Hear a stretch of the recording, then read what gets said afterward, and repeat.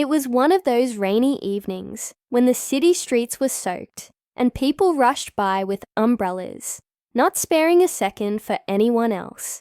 Amid all the chaos, a young boy named Daniel noticed her, sitting quietly by the bus stop, her clothes soaked through, shivering from head to toe. She clutched a worn-out backpack to her chest, her eyes hollow, but still holding on to something. Maybe hope. Daniel wasn't the kind of guy to just walk away. He had always believed that if you could help someone, even in the smallest way, you should. Without thinking twice, he walked up to her and offered his umbrella. She looked up, startled, and for a moment, Daniel thought she might cry. But she didn't. She just smiled. A small, grateful smile, and accepted the umbrella with trembling hands. "Thank you," she whispered, her voice almost lost in the rain. They talked for a few minutes. Her name was Mia. She had dreams bigger than the whole city itself. She wanted to study abroad, chase a future far better than the life she was trapped in. But dreams, Daniel knew, weren't free. And for a girl like Mia, with no money, no support, and no real home, they felt almost impossible. Still, there was something about her. The way she spoke about becoming a doctor, about helping others, about making her late parents proud. It stayed with Daniel long after that rainy night ended. Over the next few weeks, Daniel would see Mia again and again, sometimes at the same bus stop, sometimes outside the library, where she tried to sneak in for free Wi-Fi to fill out scholarship forms. Every time he saw her, she looked more tired, more worn down by the world, and every time, Daniel found himself wanting to do something more. At that time, Daniel wasn't rich either.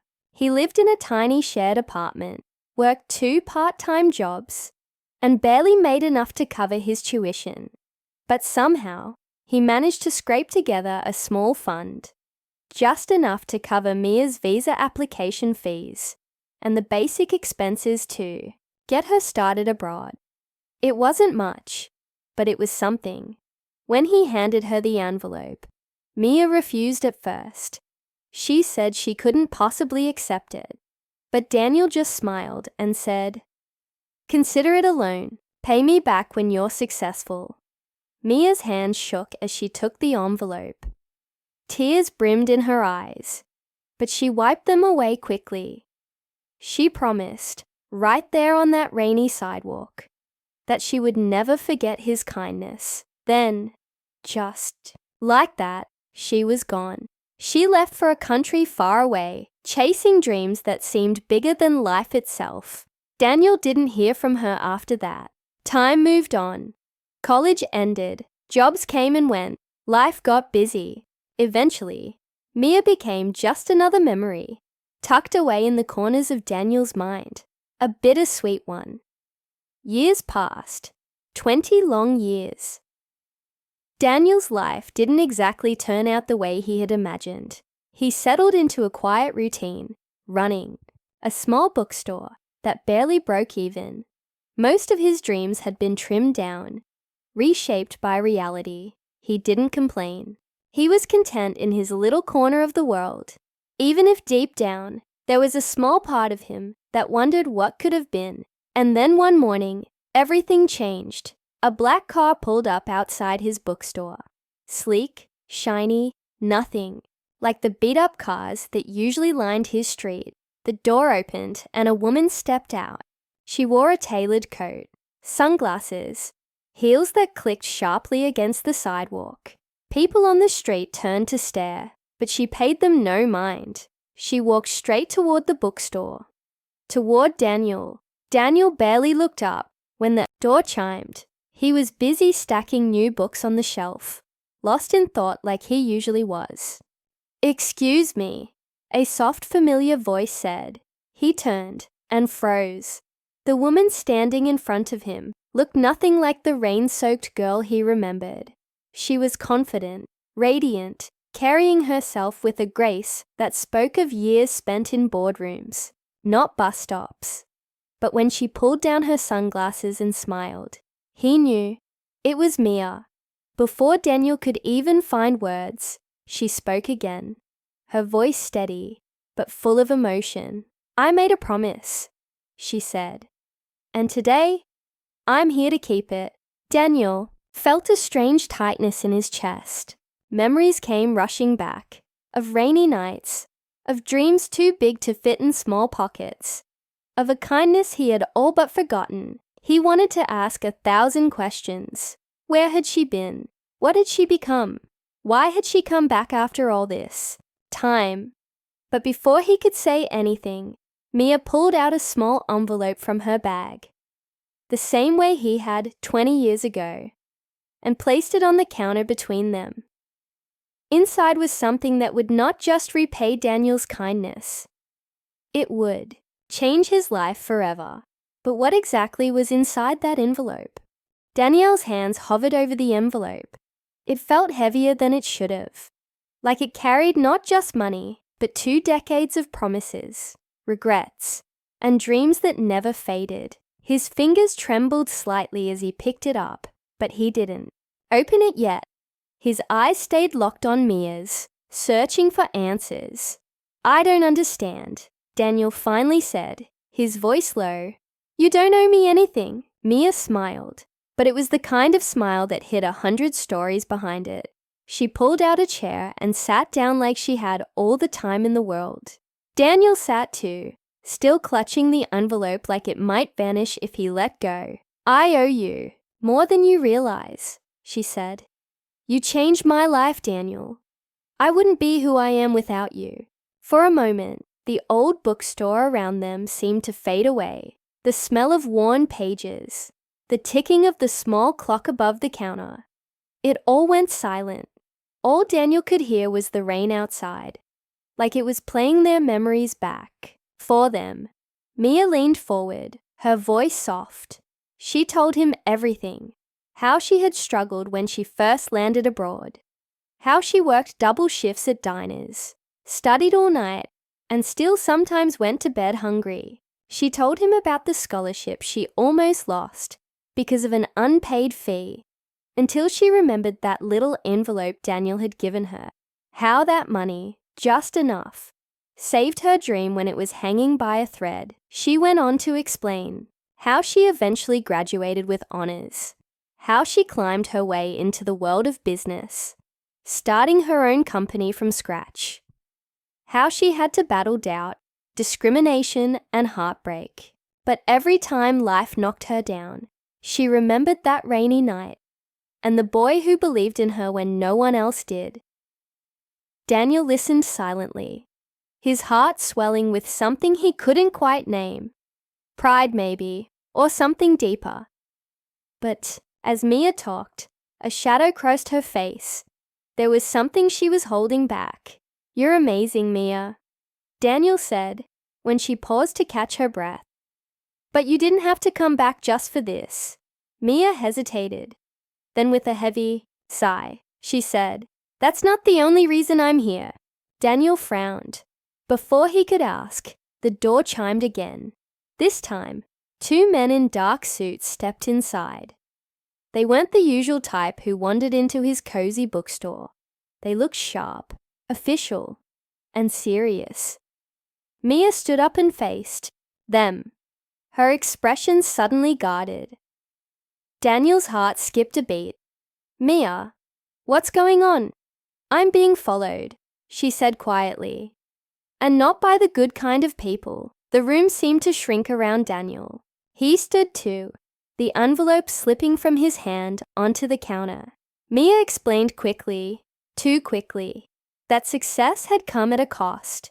Powerful people she once worked with had turned against her.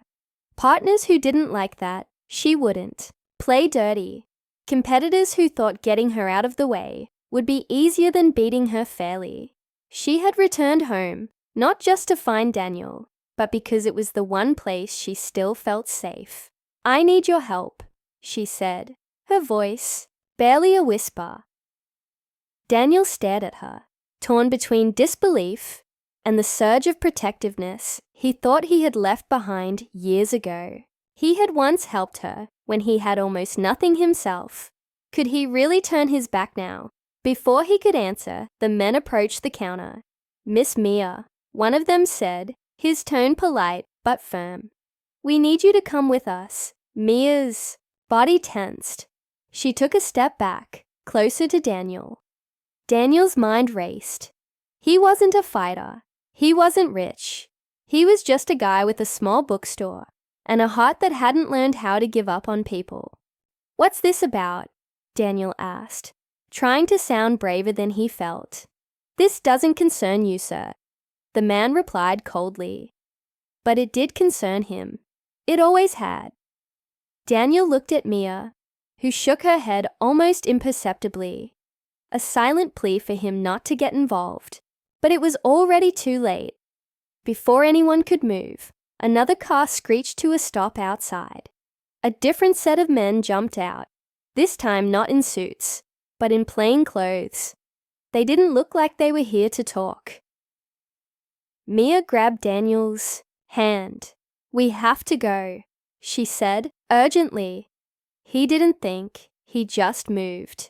They ran out the back of the bookstore, heart pounding, rain once again pouring down from a grey sky, just like it had the day they first met. Behind them, shouting started, heavy footsteps. A chase. Daniel didn't know where they were running to. All he knew was that 20 years ago, he had given a girl a small piece of hope. Now, she was trusting him with her life, and somewhere deep inside, Daniel knew this was just the beginning. The real storm hadn't even started yet.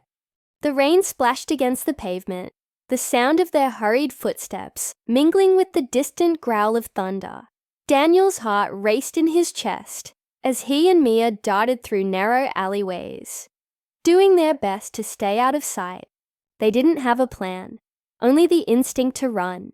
But as they rounded a corner, Daniel's foot slipped on the wet ground. Mia caught his arm, pulling him up with surprising strength. "Come on," she urged, her voice shaky but determined.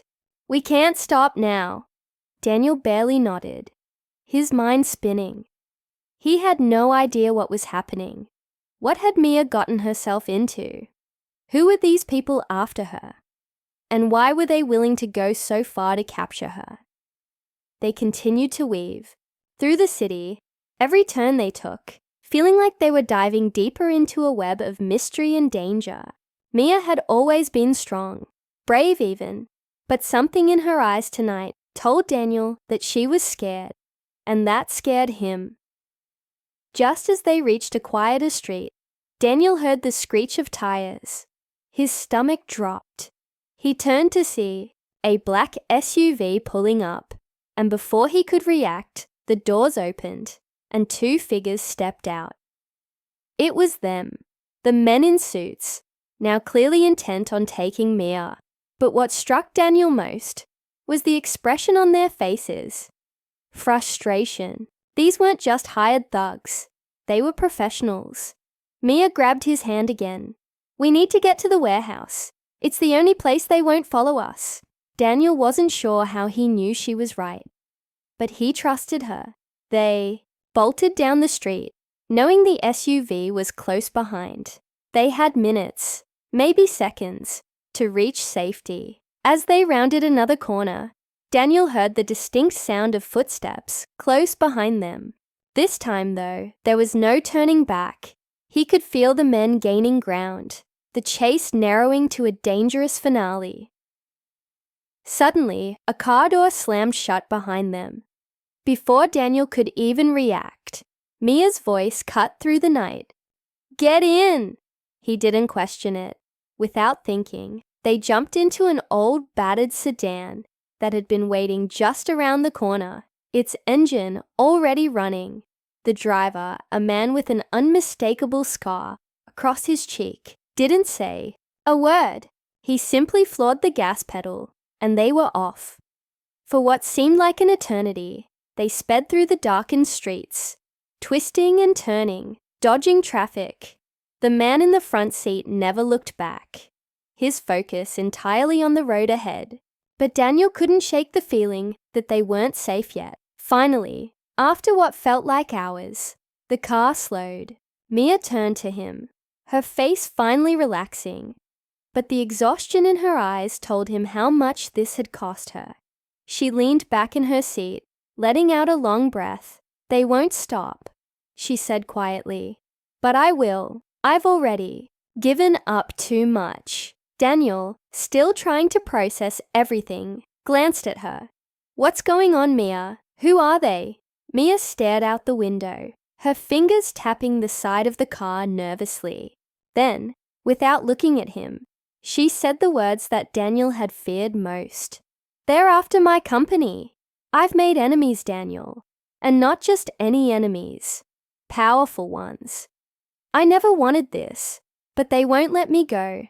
They're trying to force me to sell out." Daniel's stomach churned. He had always known that Mia had made it big, but he had never realized the extent of it. She was more than just a successful businesswoman. She was a target. "What are you going to do?" he asked. Mia's expression softened as she turned to him.